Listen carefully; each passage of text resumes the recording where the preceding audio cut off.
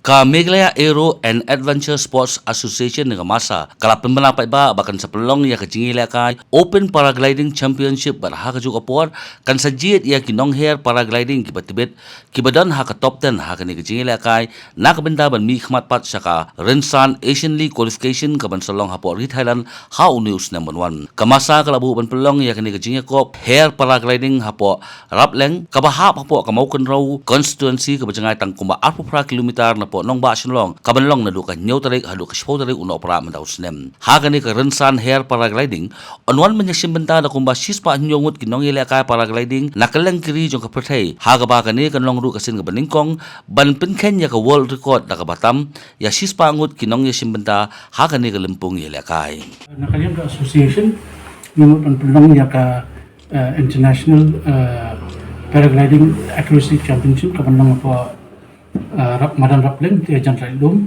na new tarik hadu spow tarik ti hadu manta ki adon hadu sis pakam ki participants ki lawan nakaleng kari India jungi pilots na kunjuru naka nek bari ti na bari ki adon kiri kum ka Korea ti ka hadi ka Nepal Indonesia la ngimu register hadu spow kiri ki lawan na bari. But the local pilots, but for India, it can 1 year championship.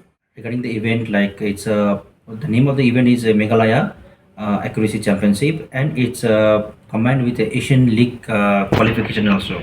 So these are two. Technically speaking, there are in one game there will be 2 games actually. So it is Asian League also, and first time it's happening in India.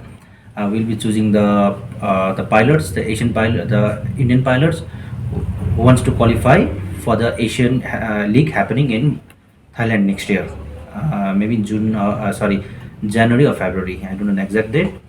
And for this event, I'm the coordinator first. I'm doing all the coordination with the main body, the FAI, and the chief judge also. I'm appointed the chief judge as a chief judge for the event. And this is like I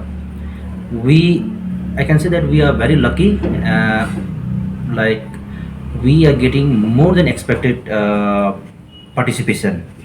Like when we got a sanction from FAI, like we had asked that maximum we will allow 100 pilots.